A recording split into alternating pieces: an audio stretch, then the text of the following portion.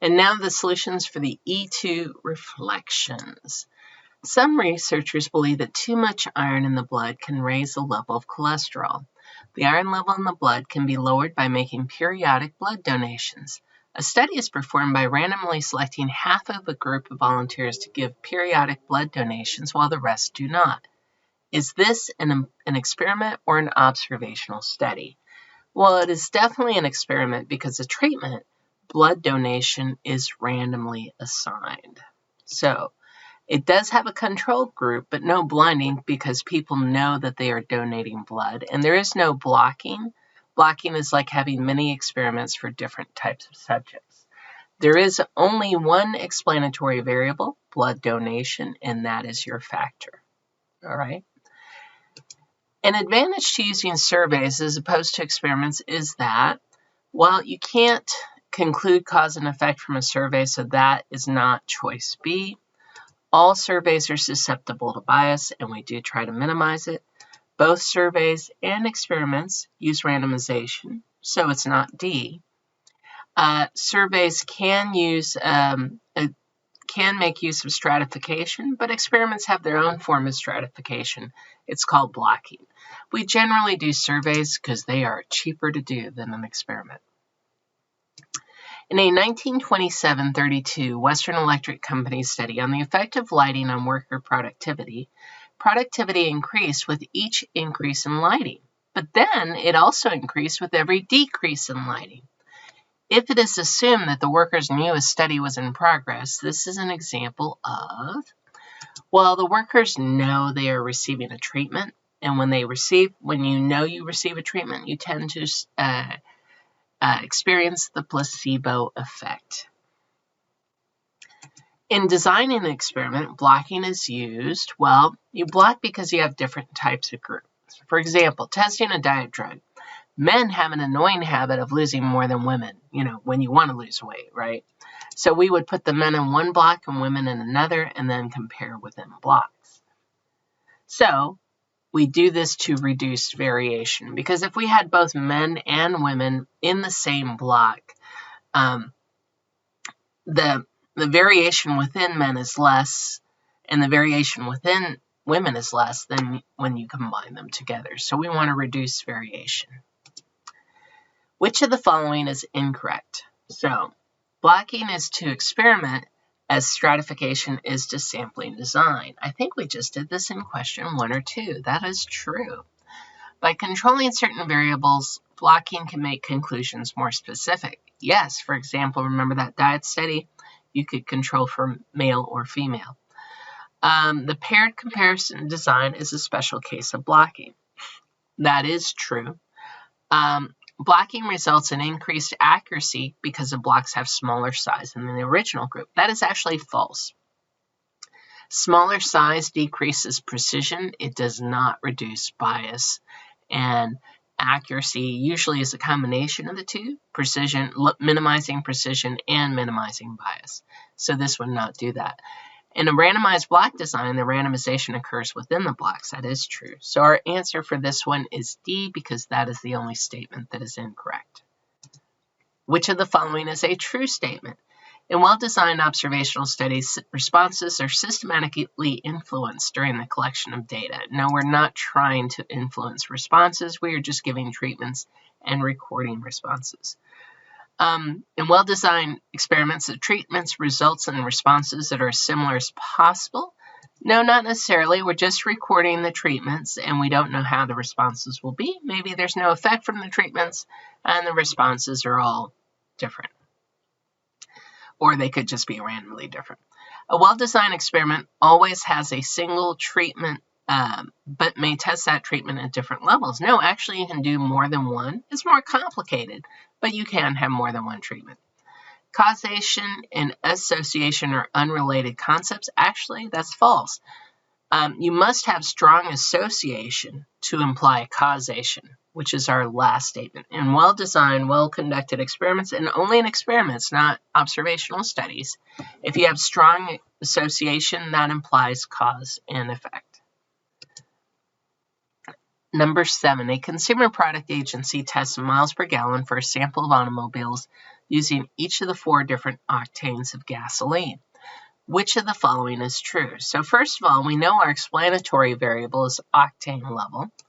There are 4 levels of octane used, and miles per gallon is the response variable. So that would match choice D right there. There are 4 levels of a single explanatory variable. Number 8, when there are multiple gaps in clusters, which of the following is the best choice to give an overall picture of the distribution? Well, mean and standard deviations are statistics, numbers, and you can't see anything. That also applies to median and IQR. Box plots do display distributions, but they don't show gaps or clusters, and there's a reason I use stem plots to display quiz and test scores. Not only do you have high visibility of individual data points, but you can also see gaps and clusters. So D is the correct answer there. Okay, now we have a game where 3 fair coins are tossed. If all land heads, the player wins $10. If exactly 2 land heads, the player wins $5. And it costs $4 to play. So what's the player's expected outcome after 4 games? So first of all, you can use either a calculator or a Statlet to figure out the probabilities for the different outcomes. So we're really interested in all heads or 2 heads, and then this is everything else. So I create a table with the winnings and the probability of winning 3 heads using either the Statlet or doing binom PDF with n is 3, p is 0.5, and x is 3 is 0.125. And then I can do the same thing. N is 3, p is still 0.5, and x is 2. And there's my probabilities, and then the rest is 0.5. Then we calculate our expected value because these are the winnings. Now you might be saying, hey, there's an expected value down there. Yeah, that's a number of heads, not the winnings. These are kind of differently distributed, as you can see. So I multiply out the winnings times the probabilities, add them up, and I get $3 and 12.5 cents, all right? But this is not actually the net. That's just the payout before it doesn't take into account the $4. So we have to subtract the $4 we paid, and we find that our expected net winnings is negative 87.5 cents per game. Then we're going to play 4 times, so we just multiply that by 4, and our expected net winnings is negative $3.50. Which of the following is a true statement about sampling? Careful analysis of a given sample will indicate whether or not it is random. Sampling error implies an error, possibly very small, but still an error on the part of the surveyor. Sampling error actually has nothing to do with operator error, okay? So I'm going to clarify that. So recall the Justin Timberlake example. Why was it okay to cluster by columns instead of rows? Well, because the columns were alike and pretty representative of the entire population. So the clusters and cluster sampling should all look pretty much alike. So let me make sure we understand. You cannot look at data and tell if it was taken randomly. Sampling error is a natural part of the process, and it doesn't mean you did things incorrectly. Bias comes from doing things incorrectly. Sampling error is something we just can't get rid of. It's due to randomness. Data obtained when conducting a census are always more accurate than data obtained from a sample, no matter how careful the design of the sample. Well, you could have some biases introduced depending on how the questions are created. For example, I could do a census of my class and say, have you cheated on one of my exams, right?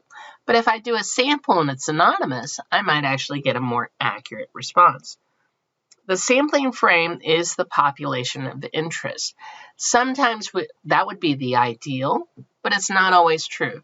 Sometimes when we do samples, we don't actually have the entire population available to sample, and we have to compromise.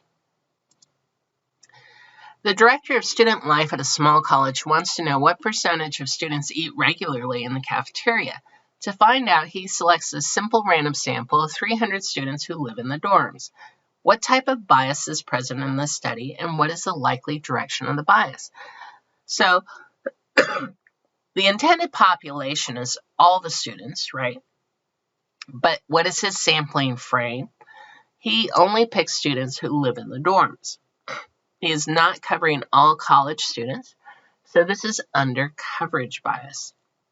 And students who live in dorms are more likely to eat in the cafeteria than those who live off campus, so his estimate will probably be too high.